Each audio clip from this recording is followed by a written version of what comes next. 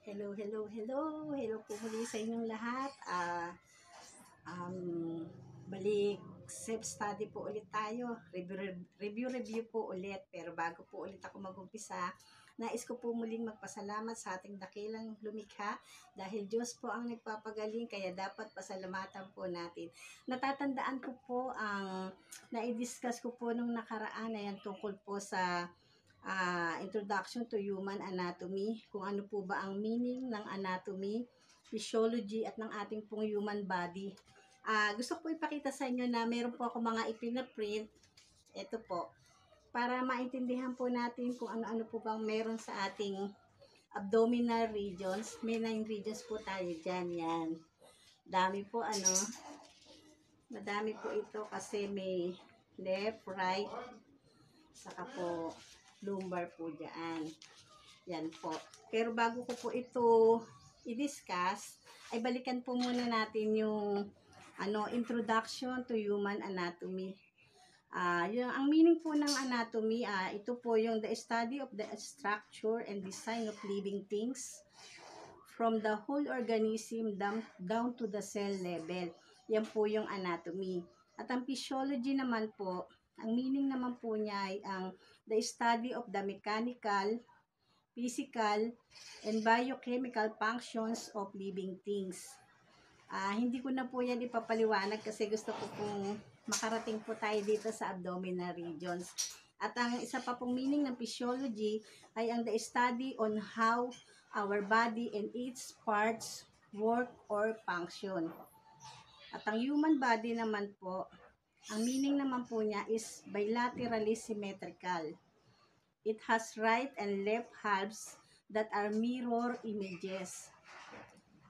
And many of the body parts are found in pairs, kagaya po ng ating brain hemispheres, ang ating pong mata, ating pong ears, lungs, at iba pa.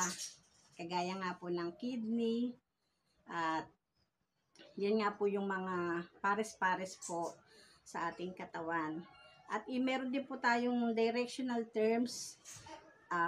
Ito nga po yung tinatawag na superior, inferior, anterior, posterior, medial, lateral, proximal, at distal. Ang meaning po ng superior, above or towards the head.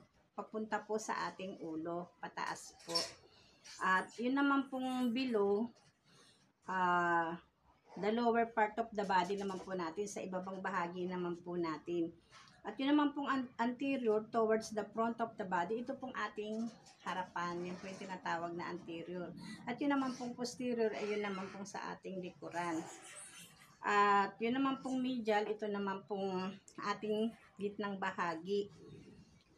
Tapos po yung lateral, yung po yung patagilid. Tapos po yung proximal naman po, nearer the center plane, at ang distal naman po ay farther the center of the body. At ang atin naman pong body position ay ang supine, lateral, at ang prone. Ang tinatawag pong supine ay yung pong patihaya or nakahiga. Pag naman po sa palad, nakaganyan po, nakatihaya po. Pag naman po yung prone, yung nakadapa. Tapos po, yun naman pong lateral, yung pong tagliran po natin or yung ating pong gilid na bahagi. Yan po. Tapos po, meron din po tayong 4 regions of the body. Yung pong head and neck. Head houses the brain and major sense organs, forms the framework of the face, and is held upright by the muscles and bones of the neck. At yun naman pong ating trunk or torso ay binubuo po ng 2 sections. Ito nga pong thorax, ito pong ating dibdib, at ang ating pong abdomen ay yun naman pong ating tiyan. At yun naman pong upper extremities ay binubuo po ng 3 regions, ang ating pong arm, forearm, at hand.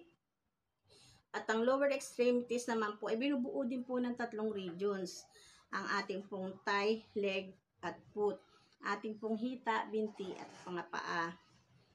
At ang ating naman pong body plane and section, binubuo naman po ito ng median, sagittal, at ang meaning po nito ay ang dividing the body into left and right parts.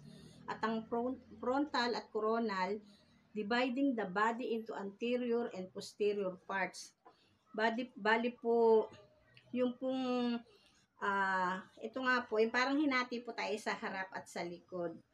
Tapos ito naman pong transverse horizontal, dividing, pahati din po, the body organ into isa pong pataas at isa naman pong pababa ang hati. At yun nga po yung ating body plane and section. Ang ating naman pong anatomical position ay binubuo naman po ng body erect and facing forward. Yung nakaharap lamang po tayo. At yun ang arms at the side, yung pong ating mga kamay ay nasa ating pong tagliran. Hindi ko na po mumostra, no? Nire-review lang po natin. At yun nga pong palms are facing forward with thumbs in the side. Feet about a hip distance apart with toes pointing forward. At meron din po tayong 4 quadrants of abdomen. Meron din po akong ganito nung ating quadrants. Nakapagpa-print din po ako noon.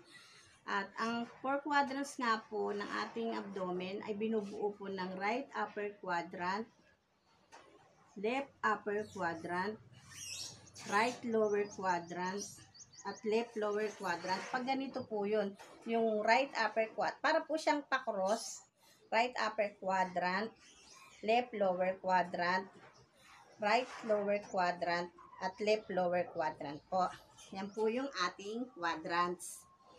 At yun nga po yung quadrants of the abdomen.